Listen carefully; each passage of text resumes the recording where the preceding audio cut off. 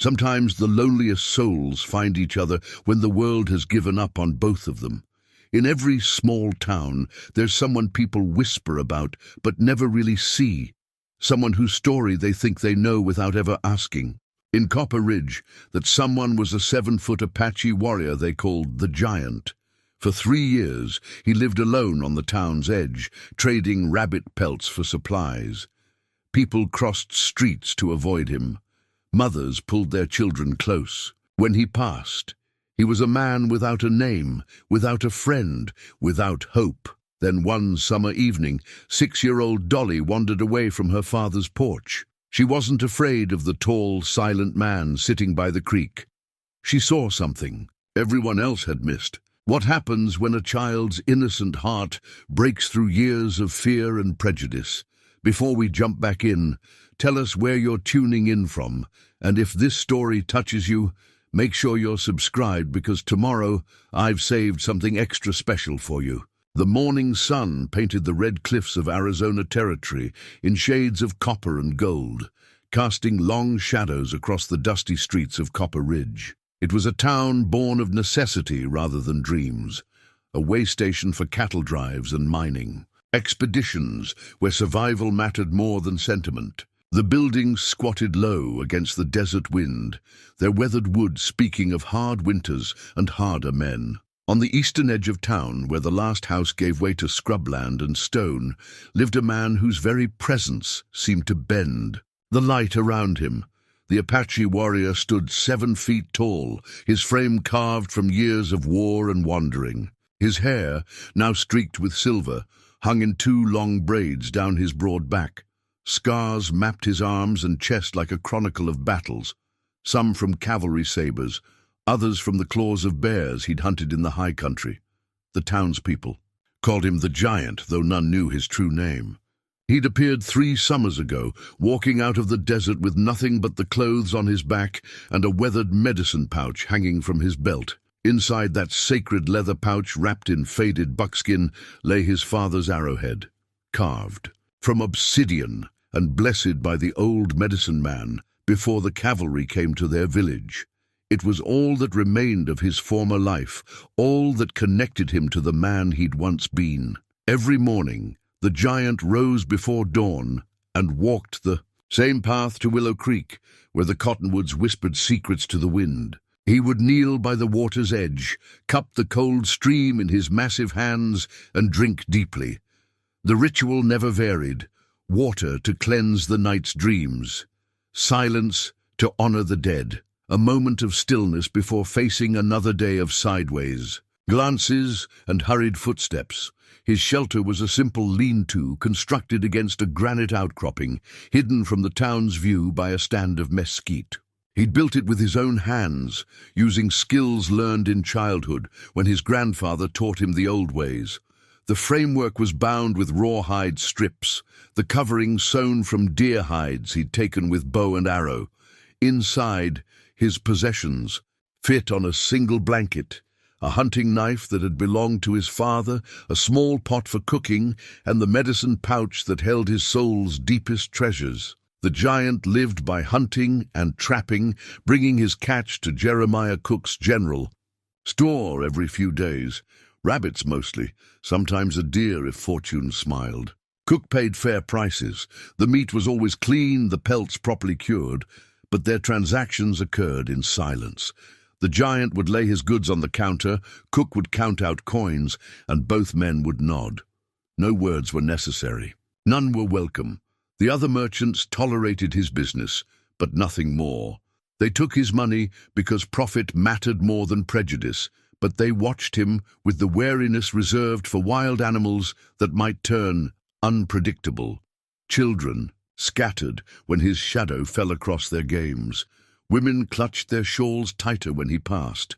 Men touched the guns on their hips and wondered if today might be the day the savage finally showed his true nature. Sheriff Jake Morrison kept a close eye on the Giant, though he'd never caused trouble.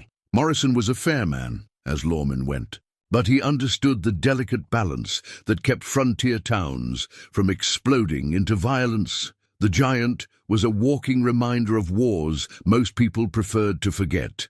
a symbol of the price paid for the land beneath their feet. Better to watch and wait than to light a fuse that might blow up in everyone's face. The giant knew what they thought of him. He saw it in their eyes, heard it in their whispered conversations that stopped when he entered a room. They believed. He was dangerous, unpredictable, perhaps mad. They were wrong about many things, but they weren't entirely wrong about the danger. He had killed men, more than he cared to remember. His hands knew the weight of war clubs and rifles, the resistance, of flesh and bone. But those days felt like another life, dreamed by another man. Now he killed only for food and defense, and he defended nothing but his own solitude. The anger that had once burned in his chest like a forge fire had cooled to embers. Grief had replaced rage, loneliness had replaced purpose. He was a warrior without a war, a protector without anything left to protect. On the other side of town, in a small house with a white picket fence and yellow roses climbing the porch posts, lived Marcus Davidson and his daughter Dolly. Marcus was a carpenter by trade, his hands skilled at coaxing beauty from raw wood.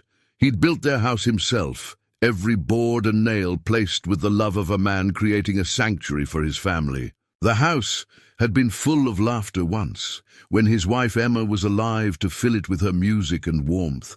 Emma had died the previous winter, taken by a fever that no amount of prayer or medicine could break.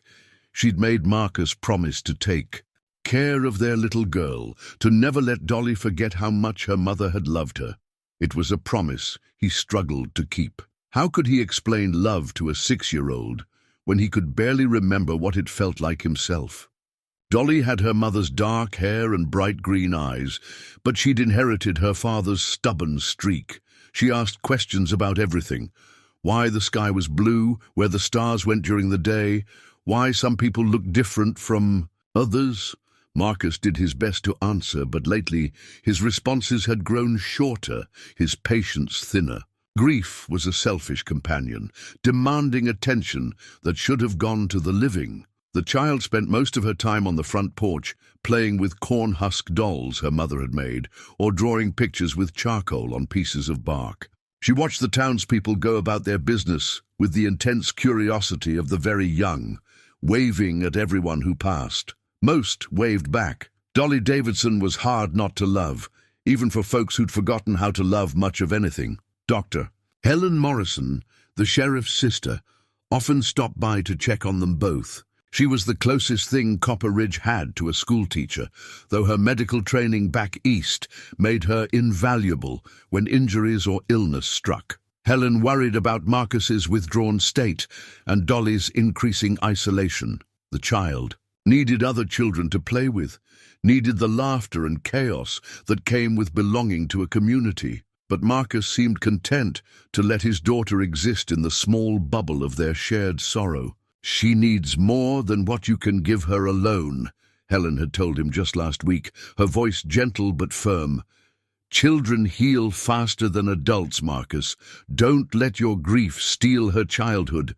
He'd nodded and promised to do better, but promises were easier to make than keep. Every morning he looked at his daughter and saw Emma's eyes staring back at him. Every evening he tucked her into bed and heard Emma's voice singing the lullabies that had once filled their home. The past felt more real than the present, more solid than the future he couldn't imagine. The giant knew nothing of Marcus Davidson's struggles, just as Marcus knew nothing of the Apache warrior's pain. They were two men drowning in separate oceans of loss, unaware that salvation might come from the most unexpected source. As summer deepened and the days grew longer, the rhythms of Copper Ridge continued unchanged. The giant hunted and traded, keeping to the shadows of a community that wanted him invisible. Marcus worked and grieved, building furniture for neighbors who pitied him but didn't know how to help. Dolly played and wondered, her bright spirit undimmed by the sorrow that surrounded her. The stage was set for the moment when their separate worlds would collide, when the carefully maintained distance between the town's margins and its heart would collapse in the space of a heartbeat. Change was coming to Copper Ridge, carried on the wings of a child's fearless curiosity and an old warrior's buried capacity for love. In the high country where the giant had once roamed with his people, the Apache elders taught that every soul carried a piece of the Great Spirit within it. They believed that recognition could pass between kindred spirits like lightning between clouds, sudden, powerful, and impossible to ignore. They were right about this, as they were right about many things the white world had chosen to forget. Tiu, Giant's medicine pouch, held his father's arrowhead, but soon it would hold something else, a gift from the smallest, bravest person he'd ever known, a wildflower picked by tiny hands and offered with the pure intention that only children possess. In that moment of giving and receiving, two lonely souls would find their way home. The evening air carried the scent of sage and cooking fires when Dolly slipped away from her father's watchful eye. Marcus had dozed off in his chair on the front porch, exhausted from a long day of building cabinets for the hotel. His calloused hands still gripped the coffee cup that had gone cold hours ago, his breathing deep and peaceful in a way that sleep was the only escape from his waking sorrow. Dolly had been drawing pictures on the porch steps, but the charcoal couldn't capture what she wanted to show. The colors she saw when the sun painted the cliffs, the way the wind made the grass dance like her mother used to dance in the kitchen. She needed something more than black marks on bark. She needed an adventure. The 6-year-old had heard the whispers about the giant, seen how adults' voices dropped to hushed tones when they spoke of the tall man who lived beyond the town. They said he was dangerous, that good children stayed far away from his kind. But Dolly had also seen him from a distance, walking the path to Willow Creek every morning with the measured steps of someone carrying invisible burdens. He didn't look dangerous to her. He looked sad, the way her father looked when he thought she wasn't watching.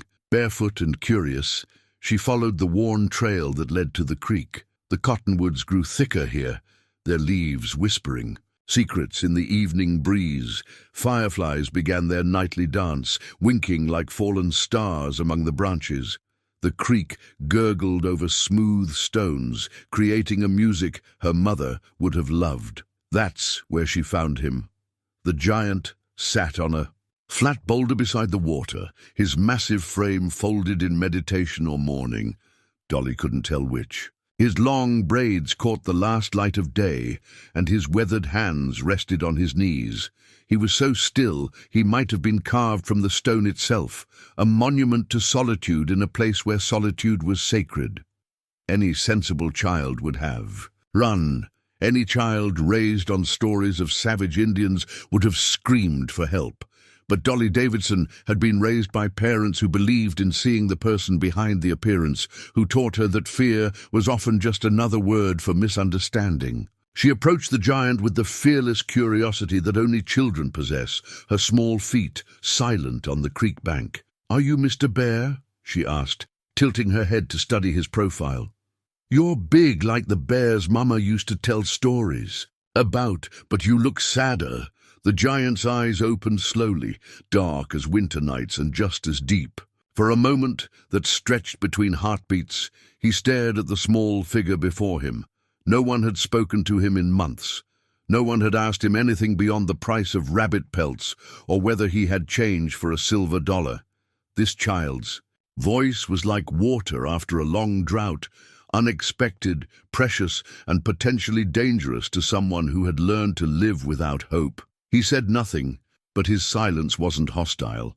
It was the careful quiet of a wild animal deciding whether this new creature posed a threat.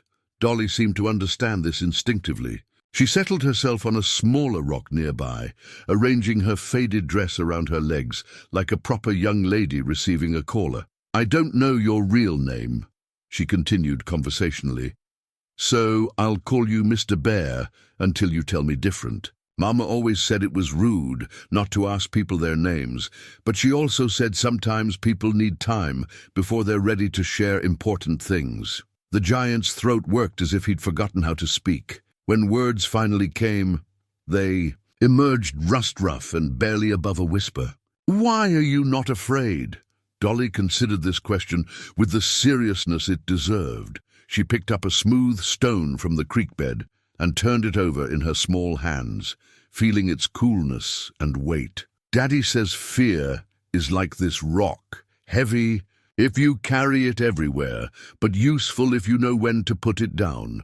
You don't look like someone who would hurt little girls. You look like someone who misses little girls. The observation hit the giant like a physical blow. He closed his eyes and saw faces he'd tried to bury. His wife's gentle smile, his son's eager questions about hunting and tracking. They'd been taken by soldiers 23 winters ago when the cavalry came to relocate his band to the reservation. He'd been away, scouting for the war chief when the attack came. By the time he returned, there was nothing left but smoke and grief and the certain knowledge that he had failed to protect what mattered most. He began, then stopped. The words were too heavy, too sharp.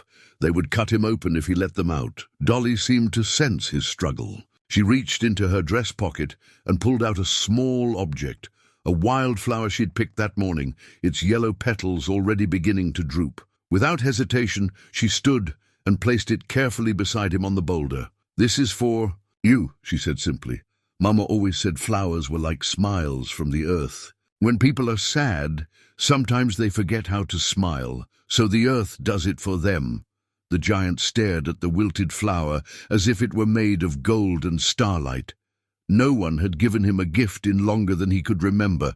No one had thought him worthy of kindness, of consideration, of the simple human gesture that said, "You matter, you exist, you are seen." His massive hand trembled slightly as he picked up the flower.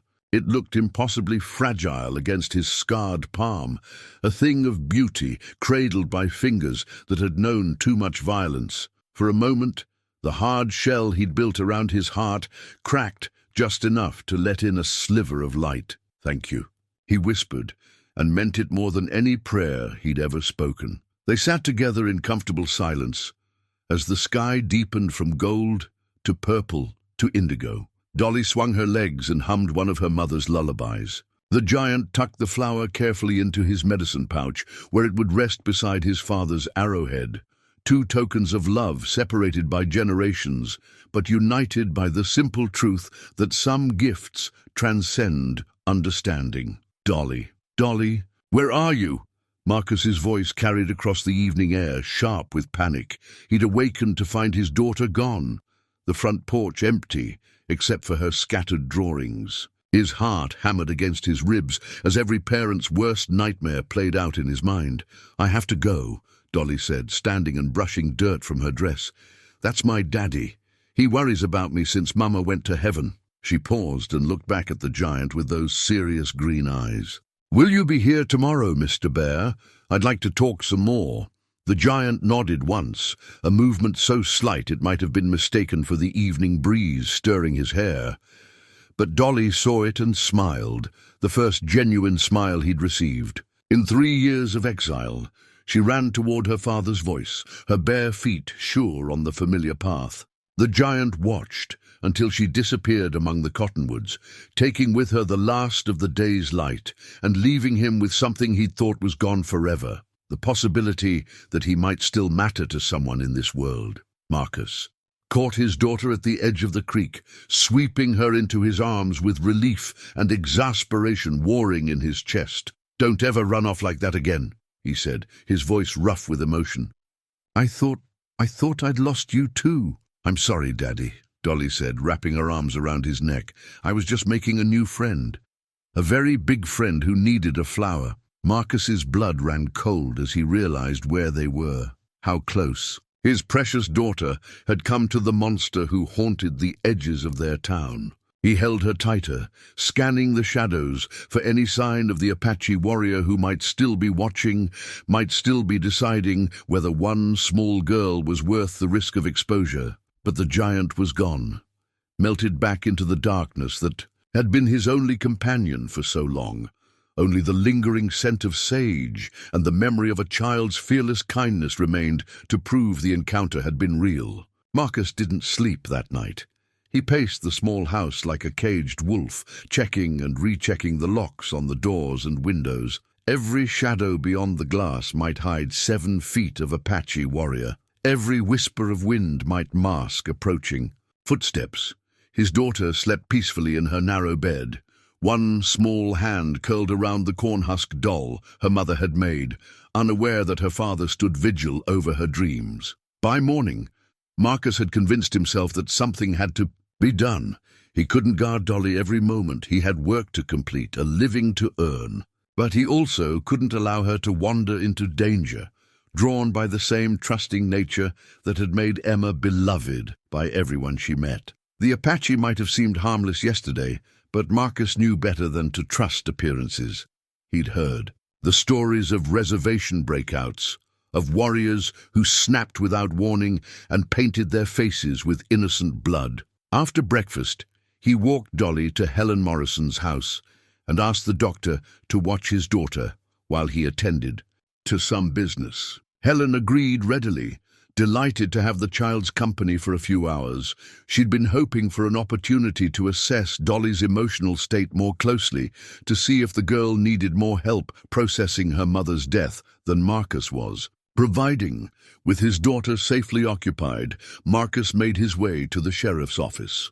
Jake Morrison was cleaning his rifle when Marcus knocked, preparing for his daily patrol of the territory around Copper Ridge. The lawman looked up with mild surprise.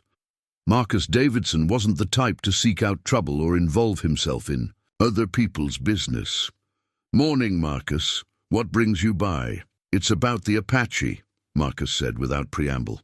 "My Dolly wandered off yesterday evening and found him by the creek." They had some kind of conversation. Morrison set down his rifle and gave Marcus his full attention. In 3 years, the giant had never interacted with a townsperson beyond the basic necessities of trade. If he was starting to approach children, the situation might be escalating beyond the careful balance Morrison had maintained. Was she hurt? Threatened? No, Marcus admitted reluctantly. She said they talked, that she gave him a flower and he seemed grateful for it. But Jake, what if next time is different? What if he decides one little girl isn't enough to satisfy whatever hunger drives men like him? Morrison considered this carefully. He'd served in the Indian Wars before taking up his badge, had seen both the worst atrocities and the most unexpected, acts of mercy that conflict could produce. The giant's behavior over the past 3 years suggested a man more interested in avoiding contact than initiating it. But Morrison had learned not to take chances with civilian safety. "I'll have a talk with him," Morrison decided. "Make it clear that children are off limits, friendly conversation or not. Maybe it's time he moved on anyway, found some place where his presence doesn't make folks nervous." Marcus nodded his thanks and left the sheriff to his duty, feeling somewhat better about his daughter's safety. But as he walked back toward Helen's house, he couldn't shake the memory of Dolly's words about her big friend who needed a flower. There had been no fear in her voice, no suggestion that she'd felt threatened or uncomfortable. If anything, she'd seemed excited about the encounter, eager to return and continue whatever conversation they'd begun. Meanwhile, the giant had risen before dawn and completed his usual ritual at the creek, but today felt different. The wildflower in his medicine pouch seemed to pulse with its own heartbeat, a reminder that his carefully constructed isolation had been breached by the most unlikely of ambassadors. He found himself looking toward town more often, wondering if the child would return as she'd promised, or if her father would prevent further contact. As he prepared to check his snares and hunt for fresh meat, the giant's hands fell naturally into a different task. Almost without conscious thought, he began carving, something he hadn't done since his son was small and eager for wooden toys. His knife moved with remembered skill, shaping a piece of cottonwood into something that might bring joy to young eyes. It was a horse, simple but strong, its neck arched and mane flowing as if caught in mid-gallop. The work soothed him in ways he'd forgotten were possible. Each cut of the blade, each smoothing of rough edges, connected him to memories of better Times when creation mattered more than survival.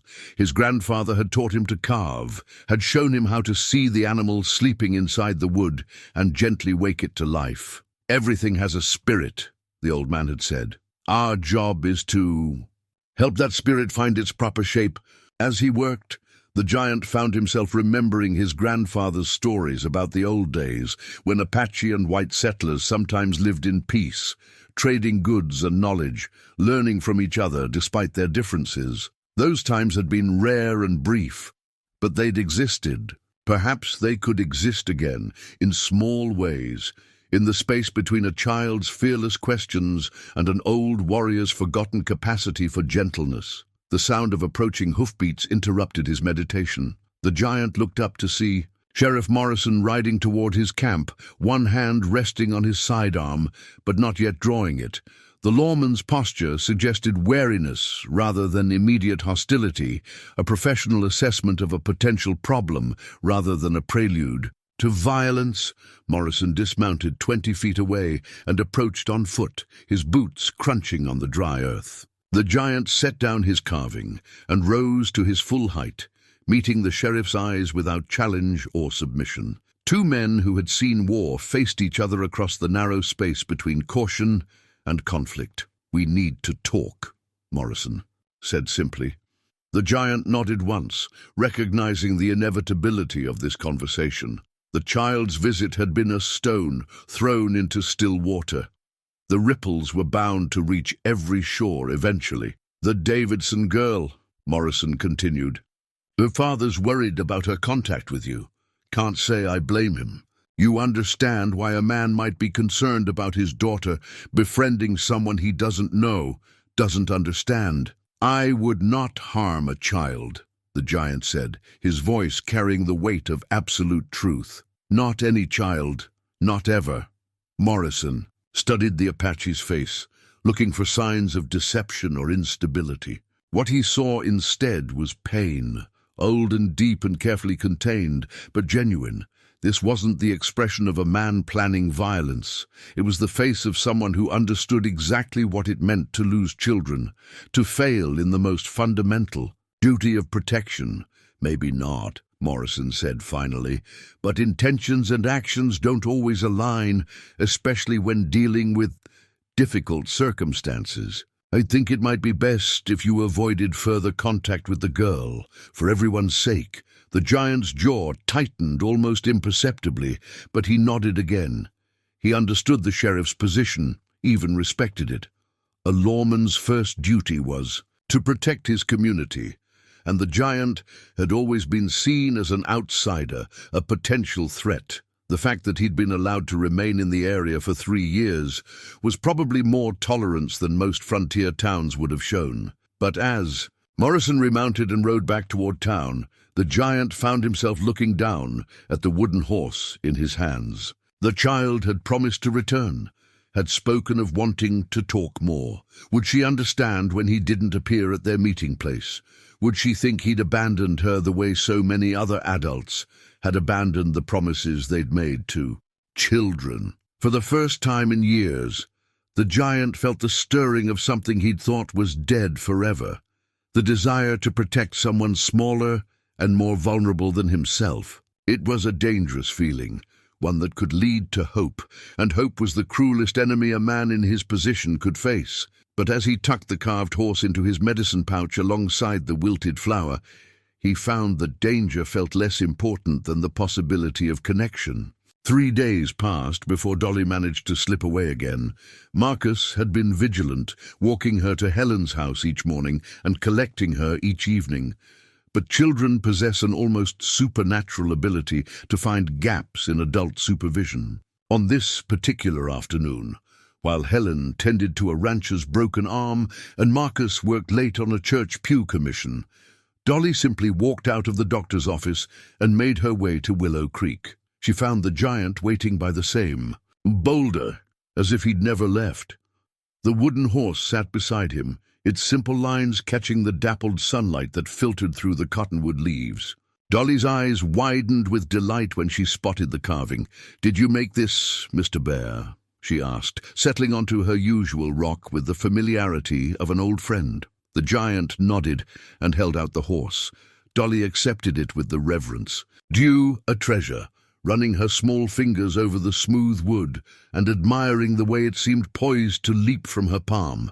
Her mother had owned a few precious things, a china teacup, a silver locket, a book of poetry, but Dolly had never owned anything made specifically for her by adult hands. "It's beautiful," she whispered. "Thank you, Mr. Bear." The giant felt something shift in his chest, a tightness that was both painful and pleasant. He'd forgotten the simple joy of giving, of creating something that brought light to another person's eyes. The child's gratitude was uncomplicated, pure in a way that adult appreciation never seemed to be. "Tell me about the horses you knew," Dolly said, cradling the carving against her chest. "Were they fast? Did they have names?" And so the giant found himself speaking of his past. Carefully, in simple words a child could understand, but speaking nonetheless. He told her about the pinto pony he'd trained as a boy, how it had been wild and stubborn until they learned to trust each other. He described the great herds that once ran free across the territory, their hoofbeats like thunder across the plains. He spoke of the bond between warrior and horse, how they became a single creature in battle, each anticipating the other's movements. As he talked, the giant began crafting something new with his hands, not consciously, but as a way to occupy the part of his mind that still wanted to retreat into silence. His fingers worked beads onto a piece of rawhide, creating patterns his grandmother had taught him long ago. The geometric designs told stories of their own. The zigzag lines represented lightning. The circles stood for the 4 directions. The diamond shapes honored the sacred mountains. Dolly watched his work with fascination, asking questions about each symbol and its meaning. The giant found himself explaining concepts he hadn't thought about in years. The Apache understanding of balance, the importance of harmony between earth and sky, the belief that all things carried the breath of the Great Spirit within them. "Mama used to say prayers to God," Dolly offered. "Do you pray to the Great Spirit?" "Every day," the giant replied, "but not with words, with actions, with respect for what is given and what is taken. Could you teach me to pray like that?" The question startled him. No white child had ever asked to learn Apache ways. Most were taught to fear or despise Indian customs, to see them as savage superstitions rather than wisdom earned through generations of survival. But this child's curiosity was genuine, untainted by the prejudices that would undoubtedly be imposed on her as she grew older. "Close your eyes," the giant said softly. "Feel the wind on your face. Hear the creek singing over the stones. Smell the sage and the cottonwood bark. That is prayer, being present to the world's gifts." They sat in comfortable silence, 2 vastly different souls sharing a moment of communion with the natural world around them. The giant could feel tensions he'd carried for years beginning to ease, muscle by muscle, breath by breath. The child's presence was like a healing balm applied to wounds he'd thought were permanent. Their peaceful meditation was interrupted by the sound of approaching voices, adult voices, tense with urgency and concern. The giant's warrior instincts flared to life instantly. He recognized the timbre of Sheriff Morrison's voice, accompanied by at least 2 other men. They were searching, calling Dolly's name with increasing desperation. "I have to go," Dolly said, understanding the situation. "Immediately, Daddy will be worried again." But as she started to rise, the giant caught her wrist gently, the first time he'd initiated physical contact. His touch was careful, mindful of his strength, but firm enough to hold her attention. "Take this," he said, pressing the beadwork into her small hand. "But perhaps it would be better if you didn't tell your father where you got it." Dolly studied his face with those perceptive green eyes. Even at 6 years old, she understood that some truths were too complicated for adult ears. "Because they don't understand about Mr. Bear yet? Because understanding takes time," the giant confirmed. and adults sometimes forget how to be patient. She nodded solemnly and tucked the beadwork into her dress pocket. Then, with the impulsiveness that defined childhood, she reached up and hugged his neck, or as much of it as her small arms could encompass. The giant froze, overwhelmed by the simple human contact he'd been denied for so long. "I'll come back when I can," she whispered against his ear, "even if it takes a long time." Then she was gone, running toward the voices that called her name, leaving the giant alone with the echo of a child's promise and the lingering warmth of the first embrace he'd received in 3 years of exile. Hidden in his medicine pouch, wrapped carefully in soft leather, lay a military medal, bronze and tarnished, bearing the seal of the United States Army. The giant had earned it serving as a scout during the Apache Wars, using his knowledge of the terrain to guide cavalry units through hostile territory. It was a complicated piece of his past, representing both service and betrayal, honor and heartbreak. The army had rewarded his loyalty with a medal, then stood by while his family was killed in the same sweep that claimed so many others. He'd kept the medal not from pride, but as a reminder of the price of trust misplaced.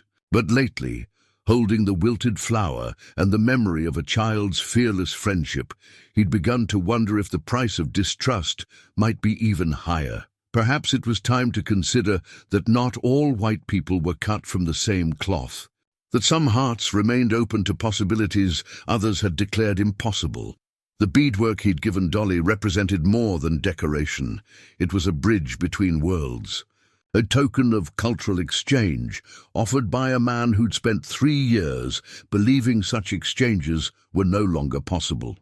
In creating it, he'd honored both his heritage and his hope for connection. In accepting it, the child had honored both his effort and his humanity. As the searchers' voices faded into the distance, the giant began planning his next gift. Perhaps something that would help the child understand the stories hidden in the stars, or the medicine properties of the plants that grew along the creek. Each lesson he shared would be an act of faith, a declaration that the future might hold more promise than the past had delivered. The town meeting was called for a Thursday evening in late summer, when the heat had begun to break, but tempers still ran hot as forge fires. Word had spread through Copper Ridge like wildfire. Marcus Davidson's daughter had been seen talking to the Apache again, despite warnings to keep the children away from the dangerous outsider. Jeremiah Cook's wife claimed she'd witnessed the girl running from the direction of Willow Creek, with something hidden in her dress pocket, her face flushed with the guilty excitement of a child caught in forbidden activity. The meeting was held in the church, the only building large enough to accommodate the 24 families who called Copper Ridge home. Oil lamps cast dancing shadows on the whitewashed walls as people filed into the wooden pews, their voices rising in animated discussion about what should be done. Some wanted the Apache driven away immediately. Others argued for a more measured response.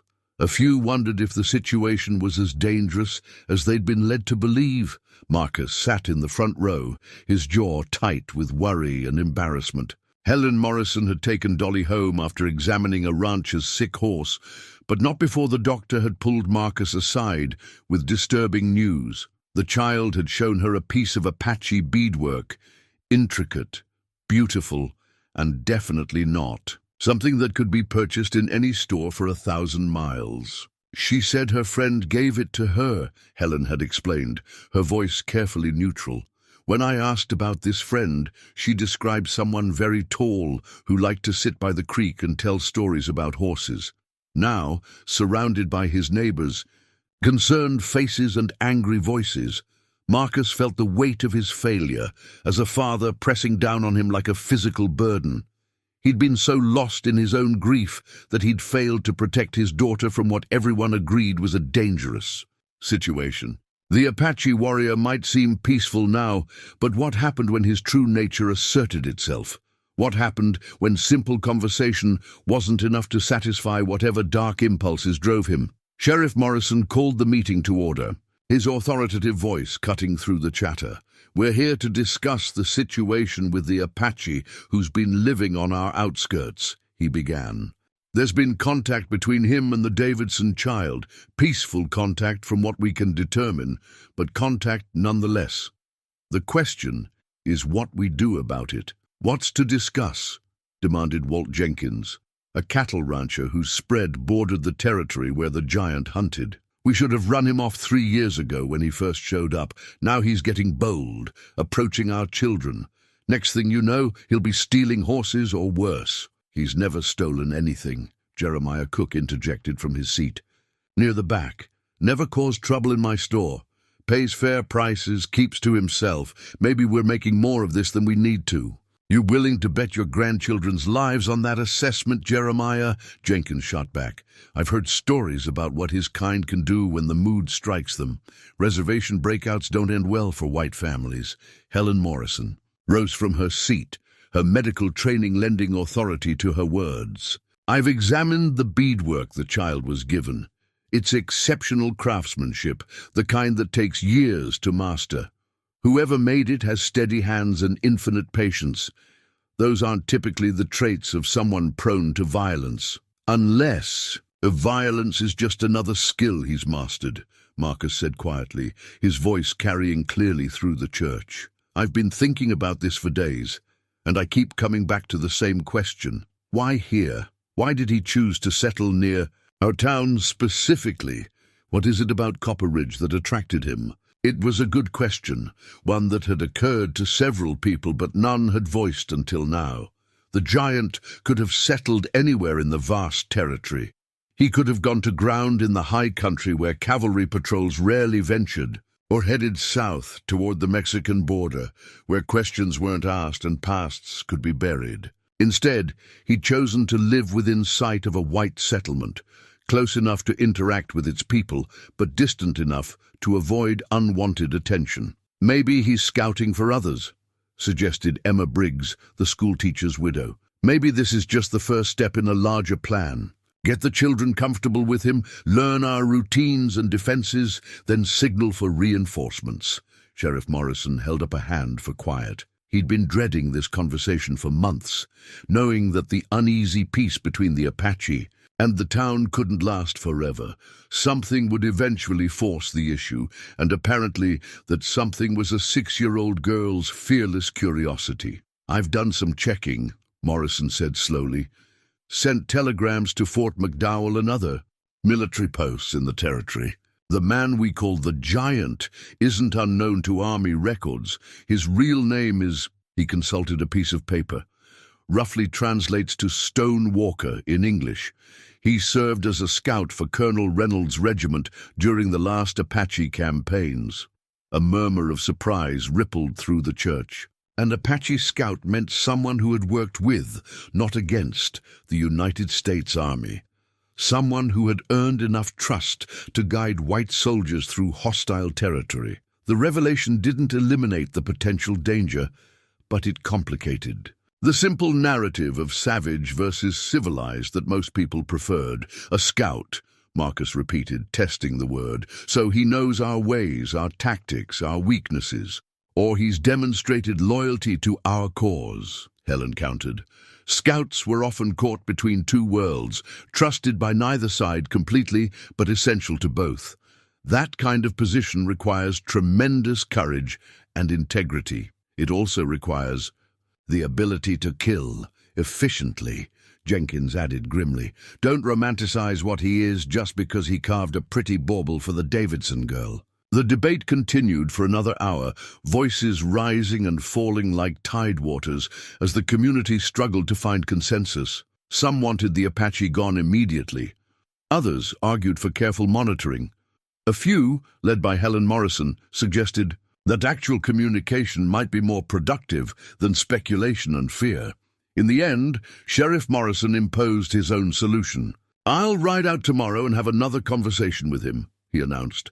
"Make it clear that contact with our children has to stop, regardless of how innocent it seems.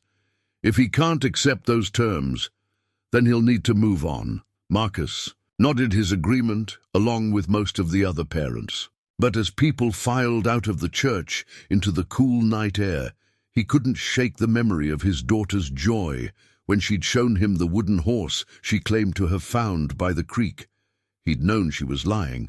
Dolly was a terrible liar, her emotions too honest to support deception. But he'd let it pass because seeing her happy had been such a rare gift since Emma's death. Now he wondered if his tolerance had put her in danger, or if his fear was about to destroy something precious she'd found in the most unlikely place. Hidden in the shadows beyond the church windows, the giant had listened to every word of the debate. He'd come to town to trade rabbit pelts for coffee and flour, but had been drawn by the unusual activity at the church. The sound of his adopted name being spoken by so many voices had rooted him to the spot, unable to move until he heard the verdict on his fate. The torn photograph in his medicine pouch showed half of what had once been a complete family portrait. Himself, his wife Morning Star, and their son Red Hawk, taken at the agency before the final relocation orders came down. Red Hawk had been about Dolly's age in the picture, his smile bright with the confidence of a child who believed his father could protect him from any harm. The giant had failed that child, had let him die while pursuing glory in raids that ultimately meant nothing. Perhaps this was his chance for redemption, not to replace the son he'd lost, but to honor his memory by protecting another child who deserved better than the world's casual cruelty. Tomorrow, the sheriff would come with his ultimatum, and the giant would have to choose between his own safety and the fragile connection he'd found with a fearless little girl who saw past scars to the man beneath. It wasn't really a choice at all. The fever came on suddenly, striking Dolly down like a rattlesnake's bite in the heat of late summer. Marcus woke to find his daughter burning with temperature, her small body racked with chills despite the sweltering night air. She was delirious, calling for her mother and muttering about horses that ran with the wind and bears that told stories in voices like distant thunder. Helen Morrison arrived within the hour, her medical bag heavy with the limited remedies available. In a frontier town, she examined Dolly with practiced efficiency, checking pulse and temperature, listening to the child's labored breathing, feeling for swollen glands that might indicate the nature of the illness. "It's not typhoid or cholera," Helen announced, which brought some relief to Marcus's panic-stricken mind. Probably just a fever brought on by too much sun and excitement. Children burn hot, but they usually recover quickly if we can keep them hydrated and cool. For 3 days, Marcus maintained a vigil beside his daughter's bed, while Helen applied cold compresses and spooned diluted medicines between the child's cracked lips. Dolly drifted in and out of consciousness, sometimes lucid enough to ask for water, sometimes lost in fever dreams, where she rode painted ponies across endless plains under skies that sang with voices of the ancient ones. On the 4th morning, when the fever finally broke and Dolly's breathing returned to normal, Helen found herself facing a mystery. The child's recovery had been faster and more complete than medical science could easily explain. Her temperature had dropped overnight, from dangerously high to perfectly normal. Her appetite returned with startling vigor. Most puzzling of all, she seemed to remember her fever dreams with unusual clarity, describing landscapes and animals that existed nowhere near Arizona territory. She spoke Apache words during the worst of it, Helen confided to Marcus as they watched Dolly play with her corn-husk dolls on the front porch. "I don't know where she could have learned them, but she was calling out what sounded like prayers or songs in a language I'd never heard her use before." Marcus felt a chill that had nothing to do with morning air. He'd been so focused on his daughter's physical condition that he hadn't paid attention to her delirious ramblings. Now, hearing Helen's observations, he began to suspect that Dolly's friendship with the Apache had involved more than simple conversation and gift-giving. That evening, as he tucked his daughter into bed, Marcus decided to probe for the truth. "Dolly, when you were sick, you said some words I didn't understand. Where did you learn them?" The child considered his question with the seriousness that illness had aged into her young features. "Mr. Bear taught me songs," she said simply. Songs about healing and being strong when you're scared. I think they help me get better. Songs. Marcus kept his voice carefully neutral. When did he teach you these songs? When we sat by the creek and he told me stories about his family. He said his grandmother sang those same songs when he was little and got sick. They're old songs, Daddy. Older than the town, older than the church. They know things that doctors, medicines don't know.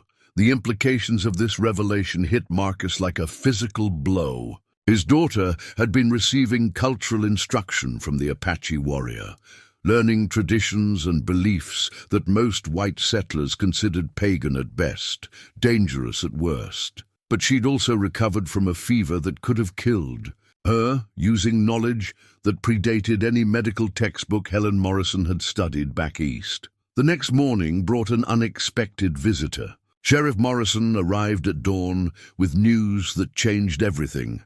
A telegram from Fort McDowell reporting that a band of renegade Apaches had broken from the reservation and were moving through the territory, raiding isolated ranches and stealing horses. 3 families had been killed in the past 2 weeks, their homesteads burned and their livestock driven off by warriors who showed no mercy for men, women, or children. The armies forming pursuit parties, Morrison explained as he accepted Marcus's offer of coffee. They want to know if our Apache has had any contact with the renegades, if he might be providing them with intelligence about our defenses and routines. Marcus felt his blood run cold. The same man who had taught his daughter healing songs might be plotting the destruction of everything she held dear. What do you need from me? Keep the girl close, Morrison advised. Don't let her wander off alone, especially toward the creek. If the Apache has been using her to gather information, she might be in danger if his Confederates decide she knows. And too much. But even as Marcus nodded his agreement, he found himself remembering the tenderness in his daughter's voice when she spoke of Mr. Bear, the joy she'd shown when displaying his gifts. Could a man planning mass murder craft toys for children with such evident care? Could someone plotting betrayal teach healing songs with such gentle patience? The sacred eagle feather hidden in the giant's medicine pouch had belonged to his grandfather, a medicine man whose wisdom had been sought by chiefs and warriors throughout the territory. It had been blessed in ceremonies older than memory, charged with spiritual power by generations of holy men who understood the connection between earth and sky, between healing and harmony. The old man had given it to his grandson, not as a trophy of hunting prowess, but as a symbol of his calling as a protector of the people. Some warriors fight with weapons, his grandfather had said. Others fight with wisdom. You must learn to be both, child of 2 worlds. Your strength will be needed when the darkness comes. The giant had carried that feather through 20 years of warfare, had felt its power during the darkest moments when death seemed certain and hope impossible. It had guided him through the maze of loyalty and betrayal that defined the Apache. Wars had helped him distinguish between necessary compromise and total surrender. Now, as he heard reports of renegade raids and saw suspicion growing in the eyes of Copper Ridge's residents, he understood that his grandfather's prophecy was finally being fulfilled. The darkness had come, wearing the familiar masks of fear and mistrust. The question was whether one man's commitment to protection could stand against the storm of violence that seemed inevitable. The giant touched the eagle feather reverently, feeling its spiritual energy flow through his weathered fingers. Whatever came next, he would meet it with the strength his ancestors had given him and the purpose a small girl's trust had restored to his heart. In the distance, smoke rose from cooking fires in Copper Ridge, carrying the scents of bread and bacon that reminded him of simpler times when different peoples could share the same land without hatred poisoning the air between them. Those days were passing, perhaps already gone, but the memory of what had been possible might yet inspire what could be again. The giant began to prepare for war, but it would be unlike any conflict he had fought before. This time, he would not be defending Apache people against white encroachment or white settlements against Apache raids. This time, he would be standing between the innocent and those who would harm them, regardless of the color of their skin or the language of their prayers. It was the most dangerous position a warrior could take, and the most honorable. The truth came in a leather pouch stained with dried blood, delivered by a cavalry messenger whose horse had been ridden nearly to death. Sheriff Morrison opened the package with hands that trembled slightly, though whether from exhaustion or premonition, he couldn't say. Inside, wrapped in oilcloth to protect it from the elements, was a silver badge bearing the engraved words, Sheriff, Broken Arrow Township, along with a brief note written in the precise hand of Lieutenant Colonel Reynolds at Fort McDowell. "Jake," the note began, "the badge belonged to Sheriff Thomas Redhawk, the half-Apache lawman killed 2 months ago when the Delgado gang hit Broken Arrow. We never recovered his body, but the badge was found in their camp after our last engagement. Thought you should know that your giant had a son wearing a star when he died. Stonewalker has been tracking the gang ever since, waiting for them to come within reach of his justice. They're headed your way." Morrison read the message 3 times before its implications fully registered. The Apache warrior living on Copper Ridge's outskirts wasn't a potential threat to their community. He was a father seeking vengeance for his murdered son. A man who had lost everything that mattered to him and had spent 2 years following the trail of blood and betrayal that led to his door. The sheriff's badge that had belonged to the giant's son was more than evidence of tragedy. It was proof of integration, of a young Apache man who had chosen to serve justice in the white world rather than retreat to reservation life. Thomas Redhawk had been what everyone claimed they wanted, an Indian who embraced civilization, who used law instead of warfare to protect the innocent. And he'd been gunned down by criminals who saw his heritage as reason enough for execution. Morrison called for his deputy and sent word for Marcus Davidson to come to the jail immediately. This revelation changed everything about their situation, about the man they'd feared and the danger that actually threatened them. If the Delgado gang was indeed headed toward Copper Ridge, and their pattern of raids suggested they were, then the giant wasn't their enemy, but potentially their greatest asset in the fight to come. Marcus arrived within the hour, his face drawn with worry about what new crisis might require his attention. Morrison showed him the badge and explained its significance, watching as understanding dawned in the carpenter's eyes. His son was a sheriff, Marcus said slowly, turning the silver star over in his calloused hands. A half-Apache sheriff killed by the gang that's been terrorizing the territory. Which means everything we thought we knew about the giant's motivations was wrong, Morrison replied grimly. He didn't settle near Copper Ridge by accident. He's been waiting for the gang to move into our area, positioning himself to strike. When they arrive, your daughter didn't befriend a dangerous savage. She befriended a grieving father who's been carrying this burden alone for 2 years. The implications were staggering.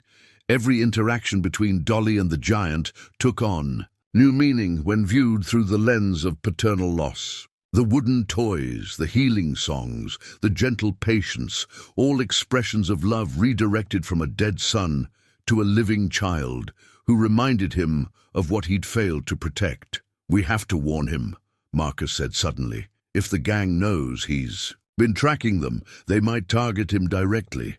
And if they discover his connection to Dolly—" He couldn't finish the sentence, but Morrison understood the concern. "First, we need to know exactly what we're facing," Morrison decided. The telegram mentioned the Delgado gang specifically. Joaquin Delgado leads a group of maybe 8 or 10 men, all hardened criminals with prices on their heads. They've been working their way north from the Mexican border, hitting isolated ranches and small towns. Their pattern is always the same: strike fast, kill everyone who might identify them, take whatever they can carry, and disappear before help arrives. Marcus felt his mouth go dry. "How many people have they killed?" 37 confirmed. "Probably more. They don't leave witnesses, and they don't show mercy for women or children. The only reason we know their methods is from tracking the aftermath and interviewing survivors from neighboring areas. The two men sat in heavy silence, absorbing the magnitude of the threat approaching their community. Copper Ridge had 24 families, maybe 70 people total, including children. They had one sheriff, two deputies, who were really just local men with badges, and a handful of veterans from various frontier conflicts. Against professional killers, led by one of the most wanted men in the territory, their chances looked slim. "Unless we have help," Morrison said quietly, voicing the thought that had occurred to both of them. The giant, Stone Walker, he knows these men better than anyone. He's been studying their patterns, learning their strengths and weaknesses, and he has every reason to want them dead. "But do we have any reason to trust him?" Marcus asked. "I know the situation has changed, but he's still what? Still Apache." Morrison's voice carried a note of challenge. "His son died wearing a badge, Marcus. He married an Apache woman, but he also served our cause as a scout and raised a son who became a lawman. Maybe it's time we stopped thinking in terms of us and them and started thinking about right and wrong." That afternoon, Morrison rode out to the giant's camp alone, leaving his deputies to begin quiet preparations for the defense of the town. He found Stone Walker sharpening his hunting knife with the methodical precision of a man preparing for war. The Apache looked up as the sheriff approached, his dark eyes reflecting knowledge of why this visit had come. "You received news," the giant said without preamble. Morrison dismounted and approached on foot, his hands visible and empty. "About your son. About the badge he wore when they killed him. I'm sorry for your loss, Stone Walker." It was the first time anyone in Copper Ridge had spoken the giant's true name, and the effect was immediate. The massive warrior's shoulders straightened, his chin lifted with dignity that had been buried under years of imposed anonymity. To be known, to be acknowledged, it was the first step toward becoming human again in the eyes of those who had seen him only as a threat. "Thomas Redhawk was a good man," Stone Walker said, his voice rough with suppressed emotion. "He believed that law was stronger than hatred, that justice could bridge the gap between peoples. The gang killed him not for anything he had done, but for what he represented. And you've been hunting them ever since. For 2 winters, following their trail, learning their habits, waiting for the moment when vengeance could be achieved without destroying innocent lives." Stone Walker's eyes moved toward town, where smoke rose from evening cooking fires. "That moment has come." Morrison felt a chill of recognition. This wasn't a man consumed by mindless rage. This was a strategist, a patient hunter who had spent months positioning himself for a strike that would accomplish multiple objectives simultaneously. The giant hadn't just been grieving for 2 years. He'd been planning. "They'll hit Copper Ridge within the week," Stone Walker continued. "The pattern is clear. They've taken everything of value from the ranches to the south and east. Now they'll move toward town, expecting easy pickings and minimal resistance. They don't know I'm here. They don't know what waits for them." "What do you need from us?" Morrison asked, accepting the alliance that circumstances had forced upon them. Stone Walker was quiet for a long moment, his weathered hands still working the whetstone along his blade's edge. "Your trust," he said finally, "and your daughter's safety," he added, looking directly at Marcus, even though the sheriff was his only audience. "The child has given me something I thought was lost forever. I will not let harm come to her or to those she loves." As the sun set behind the red cliffs that surrounded Copper Ridge, 2 men, one white, one Apache, began planning the defense of a community that had feared one and barely tolerated the other. In the gathering darkness, old prejudices seemed less important than survival, and survival would depend on setting aside the comfortable certainties that had kept them apart. The silver badge in Morrison's pocket seemed to pulse with its own weight. A tangible reminder that courage came in all colors and justice belonged to no single people. Tomorrow would bring preparations for battle, but tonight brought something even more valuable, understanding between enemies who had discovered. They'd been allies all along. The war paint came from clay the giant's grandfather had blessed 50 years ago, mixed with pigments ground from sacred stones and plants that grew only in the high places where spirits dwelled. The small pot had been hidden in his medicine pouch since the day his family died, waiting for the moment when he would need to transform from broken man back into warrior. As dawn broke over Copper Ridge, Stonewalker knelt beside Willow Creek and began the ritual that would prepare him for battle. Black lines for the grief he carried, red stripes for the blood he would spill, white circles for the spirits of the dead who would guide his hands. Each mark carried meaning, each symbol connected him to the power of his ancestors and the righteous fury that had sustained him through 2 years of patient hunting. When the painting was complete, he would no longer be the frightened, friendless exile the townspeople had feared. He would be what he had always been beneath the surface, a warrior in service to justice, a protector sworn to defend the innocent. Marcus Davidson had barely slept, his mind churning with preparations and possibilities. Morrison had called another town meeting the night before, this time to share the truth about their Apache neighbor and the threat approaching from the south. The revelation had divided the community even more sharply than before. Some residents saw Stonewalker's desire for vengeance as confirmation of their worst fears about Indian nature. Others recognized it as proof that grief and the hunger for justice transcended racial boundaries. My little girl has been talking to a man whose son was murdered by the same criminals who want to kill us all, Marcus had told the assembly. Maybe instead of arguing about whether we can trust him, we should be asking whether we can afford not to.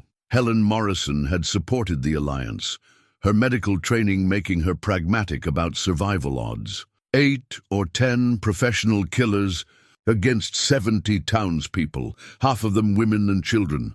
We need every advantage we can get, and Stonewalker knows these men better than anyone. But Walt Jenkins and several other ranchers remained skeptical. How do we know this isn't all an elaborate trap? Maybe the Apache is working with the gang, leading them here for easier pickings. Maybe this whole story about his dead son is just bait to make us lower our defenses. The debate had continued past midnight, voices growing hoarse and tempers fraying as people struggled to balance prejudice against pragmatism. In the end, Sheriff Morrison had made the decision that would define their response. Stonewalker would be accepted as an ally, but he would prove his loyalty through actions, not just words. Now, as the sun climbed toward its zenith, the giant prepared to honor that bargain. Dolly had awakened early and slipped out to find him by the creek, drawn by instincts she couldn't explain, but trusted completely. She found him applying the final touches to his war paint, his massive frame transformed by the ancient symbols into something both terrible and magnificent. Instead of being frightened, the child felt a deep sense of recognition, as if she were seeing him clearly for the first time. "You look like the warriors in the stories," she said, settling onto her familiar rock without invitation or hesitation. "The ones who protected their people when bad men came." Stonewalker paused in his preparations, struck by the simple accuracy of her observation. "That is what I am," he confirmed, "what I have always been. Your people couldn't see it because they looked with eyes clouded by fear. But I could see it," Dolly said matter-of-factly.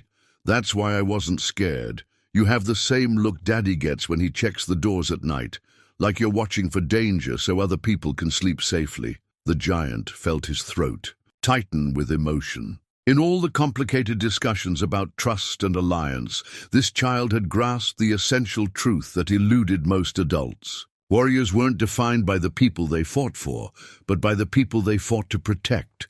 Color of skin, language, customs. These were surface differences that mattered only to those who had forgotten what truly counted. "The bad men are coming soon," Stonewalker said gently. "Your father and the sheriff are making plans to keep everyone safe. But I need you to promise me something." Dolly nodded solemnly, understanding that this was important. When the fighting starts, you must stay hidden. No matter what you hear, no matter how frightened you become, you must not try to help. Warriors can do their job only when they know the people they love are beyond harm's reach. I promise, the child said, then surprised him by adding, but you have to promise something too. Stonewalker raised an eyebrow, curious what bargain a 6-year-old might propose. Promise you'll come back when it's over. Promise you won't go away like Mama did. Dolly's voice caught slightly on the last words, revealing the deep fear that drove her attachment to the gentle giant who had become her anchor in a world that seemed determined to take away everyone she cared about. The request hit Stonewalker like a physical blow. No one had asked him to return from battle in more than 20 years. No one had cared whether he survived the violence that defined his existence. To have this small person invest her heart in his continued presence was both the greatest gift and the heaviest burden he could imagine. I promise, he said, meaning it with every fiber of his being. I will come back to you, little one. Nothing will keep me from honoring that pledge. Dolly smiled and reached into her dress pocket, pulling out a small object wrapped in cloth. I made this for you, she said, offering it with the ceremony due a sacred exchange. Helen showed me how to work the beads the way Apache grandmothers do. It's not very good, but it's made with love. Stonewalker unwrapped the gift with hands that trembled slightly. Inside was a small medicine bag sewn with careful stitches and decorated with beadwork that showed more heart than skill. The pattern was simple, a child's interpretation of the designs he had taught her, but the intention behind it was profound. She had created a talisman for his protection, using knowledge he had shared and materials she had somehow acquired despite her father's watchful supervision. It's beautiful, he whispered, touched beyond words by her effort. I will carry it into battle and let its power guide my actions. They sat together for a few more minutes, sharing the comfortable silence that had defined their friendship from the beginning. Then duty called Stonewalker back to preparation, and love called Dolly back to her father's side. They parted, as they had always parted, with promises to meet again, and faith that some bonds were stronger than the circumstances that tested them. The giant spent the rest of the morning positioning weapons and supplies at strategic points around the town's perimeter. His military experience had taught him to think in terms of fields of fire, escape routes, and defensive positions. But his Apache heritage had taught him something equally valuable: how to read the land itself, how to use terrain and natural features to multiply a smaller force's effectiveness against larger numbers. Marcus found him placing rifle ammunition behind the general store, taking advantage of the building's stone foundation to create a protected firing position. How do you know they'll come from this direction? The carpenter asked. Because they're lazy, Stonewalker replied, without looking up from his work. They've succeeded so far by taking easy targets, people who couldn't fight back effectively. They'll expect us to cluster around the church or the sheriff's office, the obvious strong points. They won't expect resistance from positions they can't immediately identify. And if you're wrong, Stonewalker straightened to his full height and met Marcus's eyes. Then we adapt. The battle plan serves the warrior, not the other way around. Your daughter taught me that. How to see possibilities instead of just problems. How to trust in connections that logic can't explain. As afternoon shadows began to lengthen, the giant retreated to his camp one final time. There, in the privacy of his lean-to shelter, he opened his medicine pouch and arranged its contents with ceremonial precision. His father's obsidian arrowhead, the wilted wildflower Dolly had given him, the small bag she had sewn with her own hands. His son's sheriff badge, returned by a system of justice that had failed to protect the innocent, but might yet serve to avenge them. Each item represented a connection to ancestry, to hope, to purpose, to the future that would either be preserved or destroyed by the actions of the next few days. Together, they formed a spiritual armor more powerful than any physical protection, a reminder of what was worth fighting for and what could never be surrendered without a battle. The war paint was dry now, the sacred symbols permanent until washed away by blood or tears. Stonewalker, the grieving exile, had ceased to exist. In his place stood a warrior whose name would be remembered in the stories told by survivors, whose actions would echo through the generations of those he saved. The Delgado gang was coming, and they would find Copper Ridge defended by forces they had never encountered. Not just guns and determination, but the unbreakable bonds between peoples who had learned to see past their differences to the humanity that connected them all. In the gathering dusk, smoke rose from cooking fires that might be the last peaceful meals the town would share for some time. But there was no despair in that smoke, no surrender in its rising. There was only the quiet resolve of people who had found something worth protecting, and the courage to stand together in its defense. They came with the dawn mist, 8 riders moving like shadows across the desert floor toward Copper Ridge. Joaquin Delgado led from the front, his silver-studded sombrero catching the early light as he surveyed what he expected to be another easy conquest. Behind him rode killers, whose names were whispered in fear from Tucson to El Paso. Men who had turned murder into an art form and theft into a way of life. Stonewalker saw them first from his position in the bell tower of the church, the highest vantage point in town. Through the spyglass Sheriff Morrison had provided, he studied each face, cataloging weapons and estimating capabilities. These were the men who had killed his son, who had cut down Thomas Redhawk without mercy or provocation. The rage that had sustained him for 2 years crystallized into cold, focused purpose. The hunting knife at his side had belonged to his father, passed down through generations of warriors who understood that some battles could only be fought with intimate weapons, blade against blade, soul against soul. The steel had been blessed by medicine men and blooded in conflicts that stretched back to the beginning of Apache memory. Today, it would taste justice. Below in the town, families huddled in their designated safe places while armed men took positions behind windows and doorways. Marcus Davidson crouched behind the counter in Jeremiah Cook's store, his carpenter's, hands steady on the rifle Morrison had given him. 3 months ago, he would never have imagined fighting alongside an Apache warrior. Now he couldn't imagine facing this threat without Stonewalker's knowledge and skill. Helen Morrison had converted the church basement into a makeshift hospital, her medical supplies arranged with military precision. Dolly sat in the far corner, with the other children, her corn-husk doll clutched tightly in her small hands. She'd wanted to watch from the windows, but her father's stern warnings had convinced her to stay hidden. Still, her eyes kept drifting toward the ceiling, where she knew her protector waited with painted face and ancient weapons. The gang approached with the casual confidence of predators who had never encountered serious resistance.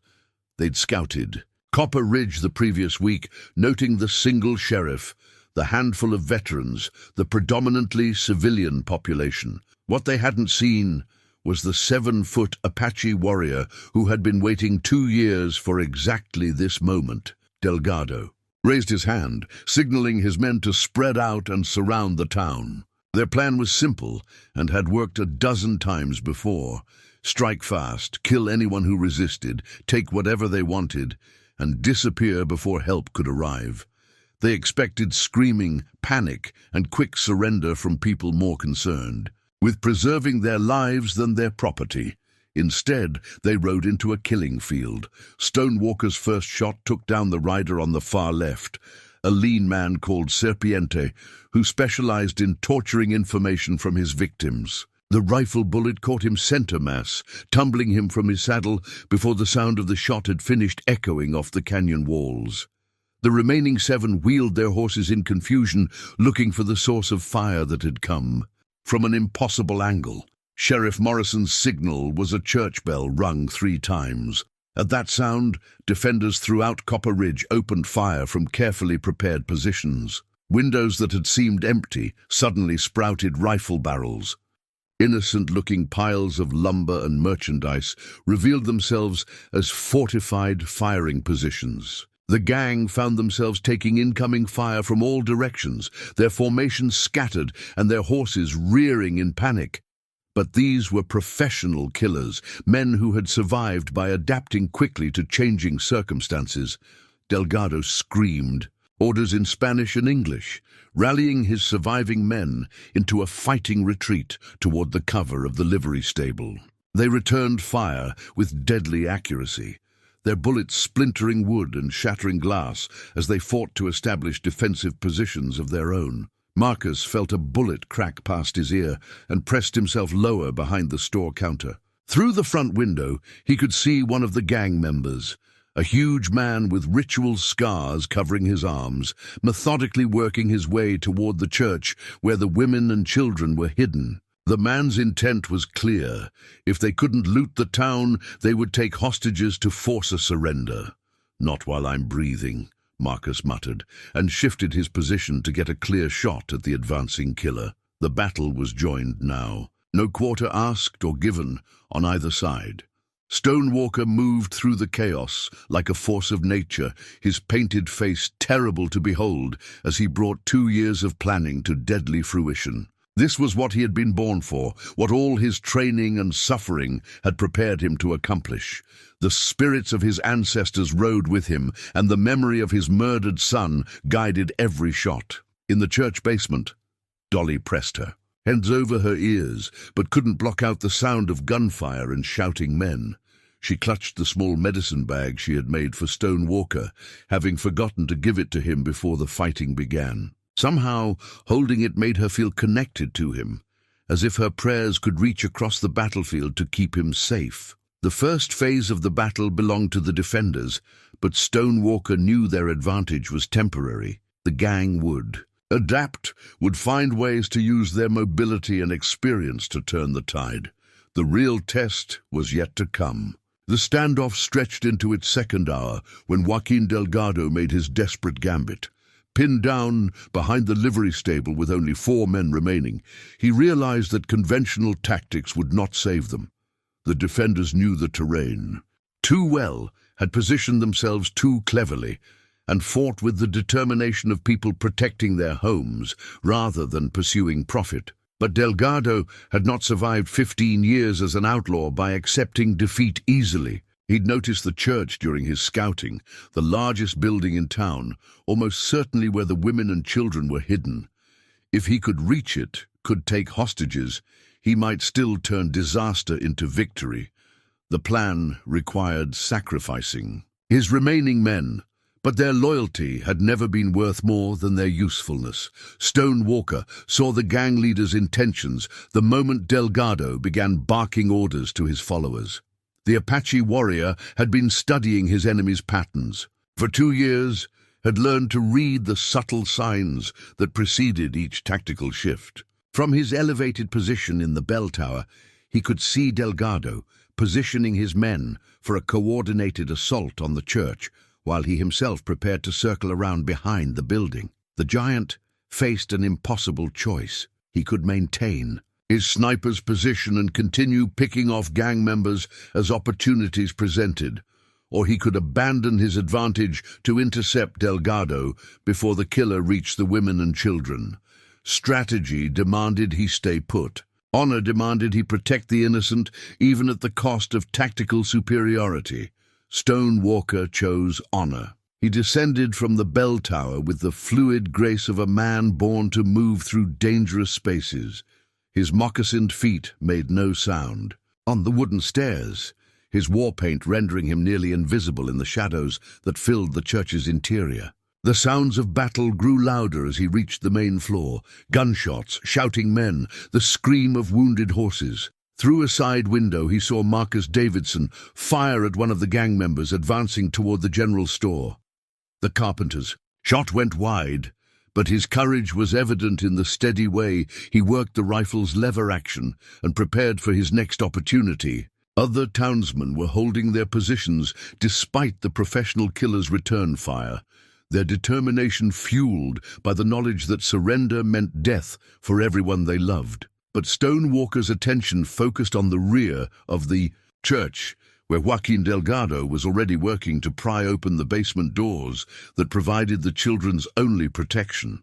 The gang leader had abandoned stealth in favor of speed, knowing that his remaining time was measured in minutes rather than hours. In one hand, he held a revolver.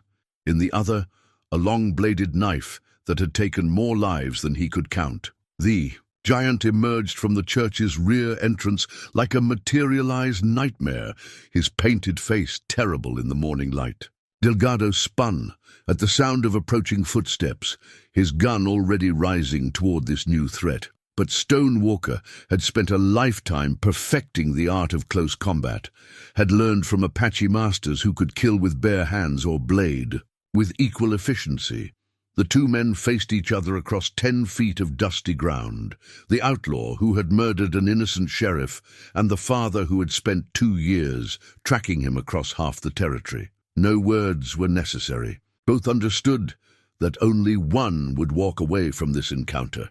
Delgado fired first, his bullet creasing Stone Walker's left shoulder but failing to slow the Apache warrior's advance. The giant's throwing knife took the gang leader in the chest, punching through his fancy vest and into his heart with surgical precision. Delgado staggered backward, his eyes wide with the shock of meeting someone faster and more ruthless than himself. "For Thomas Red Hawk," Stone Walker said quietly, watching his son's killer collapse onto the ground that would serve as his grave. But the giant's victory celebration was brief. From inside the church basement came a child's scream, Dolly's, voice high and frightened, calling for her father. Stone Walker spun toward the sound, his warrior instincts flaring with new alarm. The basement doors stood open, and bloody footprints led inside. One of Delgado's men had reached the hiding place while the leaders fought. Stone Walker could hear Helen Morrison's voice raised in desperate defiance, could hear children crying and women trying to comfort them. The killer was inside, among the innocent with weapons and nothing left to lose. The giant plunged into the basement, his father's hunting knife ready in his hand. In the lamplight below, he saw a scene from his worst nightmares. A scarred gunman, holding Dolly against his chest, his pistol pressed to her temple, while Helen Morrison stood frozen in protective fury.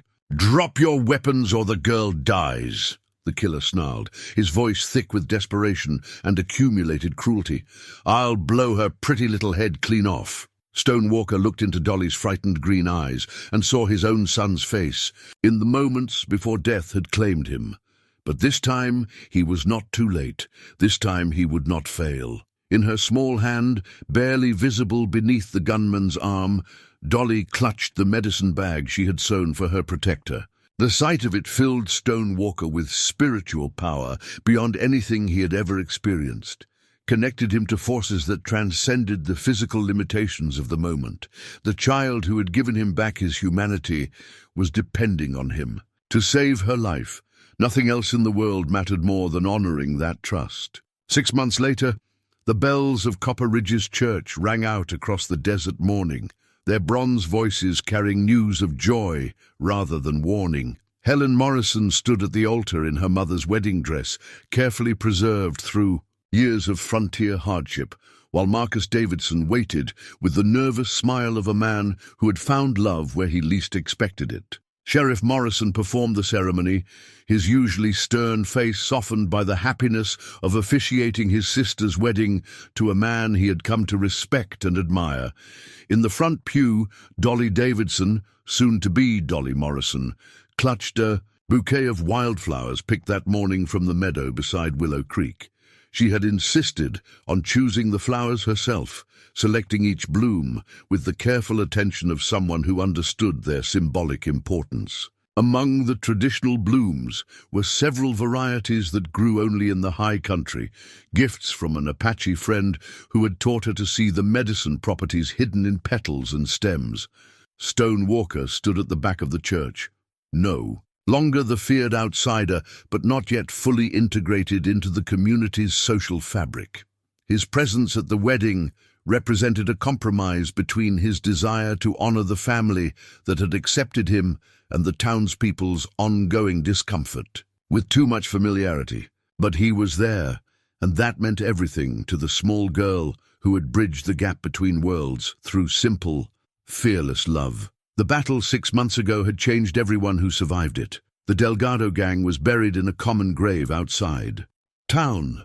Their reign of terror ended by a combination of community courage and one man's patient determination. Stonewalker's actions during the crisis had earned him grudging respect from most residents, though a few still struggled with accepting an Apache as their protector and neighbor. The wedding ring that Marcus slipped onto Helen's finger was a simple gold band, purchased with money saved from furniture commissions and medical fees. But its symbolic weight was immeasurable, a promise of new beginnings, of family bonds that transcended blood relationships, of hope triumphant over loss. As the couple kissed to seal their union, Dolly clapped her hands in delight already, imagining the expanded family that would include a father, a mother, and perhaps, eventually, brothers or sisters to share her adventures. After the ceremony, the reception spilled out into the churchyard, where tables groaned under the weight of frontier hospitality. Every family had contributed something: roasted beef, fresh bread, preserved fruits, and even a few bottles of whiskey that had been saved for special occasions. Children ran between the tables while adults shared stories and laughter, the community coming together in celebration of life's capacity for renewal. Stonewalker found himself in conversation with Sheriff Morrison and Dr. Helen, now Mrs. Davidson, about his future role in Copper Ridge's security. His tracking skills and knowledge of Apache fighting techniques had proven invaluable during the recent crisis, and Morrison was eager to formalize their arrangement with some kind of official recognition. The county commissioners are willing to create a special deputy position, Morrison explained. It would give you legal authority to act on behalf of the law, plus a small salary to supplement your hunting and trading income. Stonewalker considered the offer carefully. Official recognition would provide security and legitimacy, but it would also tie him more closely to a white legal system that had failed his people in countless ways. The badge his son had worn still hung in his medicine pouch, a reminder of the price paid for trying to serve two masters simultaneously.